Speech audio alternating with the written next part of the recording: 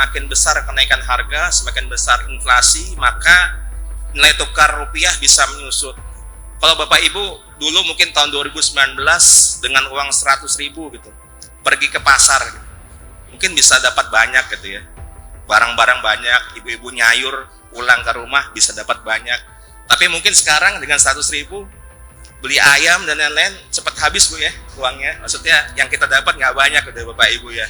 Sehingga kemudian menjadi concern pemerintah, kemudian kami di Bank Indonesia untuk berupaya untuk bisa mengendalikan harga-harga yang ada di masyarakat. Sehingga kami di Indonesia ini ada yang namanya tim pengendalian inflasi daerah ya, yang mulai dibentuk berdasarkan Kepres tahun 2017 sampai dengan sekarang telah berjalan, dan alhamdulillah dari mulai Covid sampai sekarang inflasi di Indonesia bisa terkendali ya. Dan ini juga mungkin peranan juga dari kita semua sebagai masyarakat, sehingga dengan demikian perlu peran masyarakat untuk melakukan belanja bijak, belanja sesuai kebutuhan. Ini mohon nih Bapak Ibu untuk bisa menjadi menjadi pegangan ya, kalau belanja ya sesuai kebutuhan lah, jangan ditimbun, jangan kemudian takut pasokan kurang. Tenang saja, pemerintah baik pusat maupun daerah selalu menjamin ketersediaan bahan pokok di masyarakat sepanjang masyarakat juga bisa membantu apa yang telah dilakukan oleh pemerintah. Inflasi juga adalah urusan politik.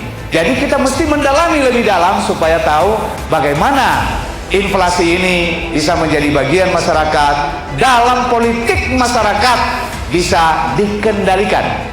Salah satu tadi politiknya belanja hemat.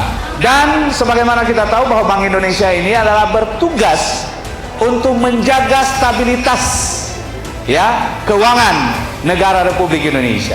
Nah, Bapak Ibu sekalian, bagaimana peran Bapak Ibu? Salah satunya tadi belanja hemat ya, kemudian mengurangi belanja yang tidak produktif.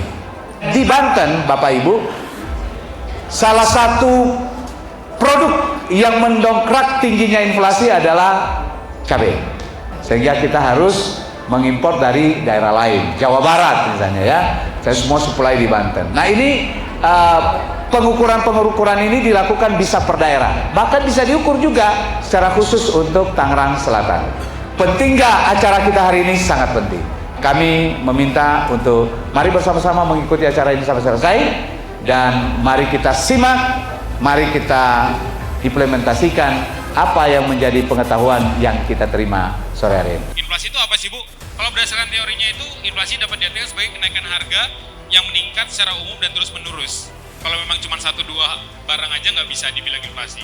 Nah tapi ini tadi Bapak Ibu sekalian, beras naik, telur naik, segala macam naik, itu memang sudah efek dari kenaikan inflasi sendiri. Nah kita masuk ke inflasi. Tadinya nih Bapak Ibu sekalian, apalagi tahun lalu ya, efek dari kenaikan harga itu, inflasi kita itu sangat-sangat tinggi. Target dari pemerintah pusat itu inflasinya 3 plus minus 1%. Nah sementara tahun lalu 2022 itu Banten itu sampai 5%. Nah tapi dengan peran pemerintah dan juga peran masyarakat juga, itu saat ini Banten sudah ada di angka 3,52%. Itu sudah cukup baik di bawah dalam range nasional. Nah untuk kenapa sih ketika ada laju inflasi, apa yang perlu diperhatikan, apalagi di bulan Juli ini ya Bapak Ibu sekalian. Diperkirakan pada bulan Juli ini itu beberapa komoditas yang naik itu berdasarkan data historisnya, terutama di Banten itu ada telur ayam ras, memang tinggi ya Bapak Ibu sekalian ya.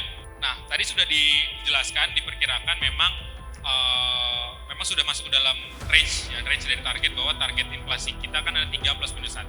Dan untuk Tangerang Raya sendiri sebenarnya sudah di bawah 3, di 298. Nah, karena itu memang diperkirakan di tahun ini 2023 tidak setinggi tahun lalu.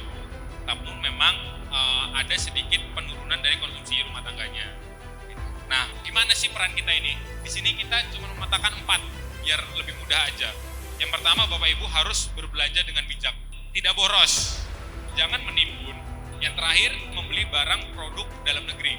Jadi ketika 4 itu sudah dijalankan, diperkirakan pasokannya dapat terjaga, harganya terjangkau, inflasi terkendali, dan daya beli masyarakat bisa terjaga.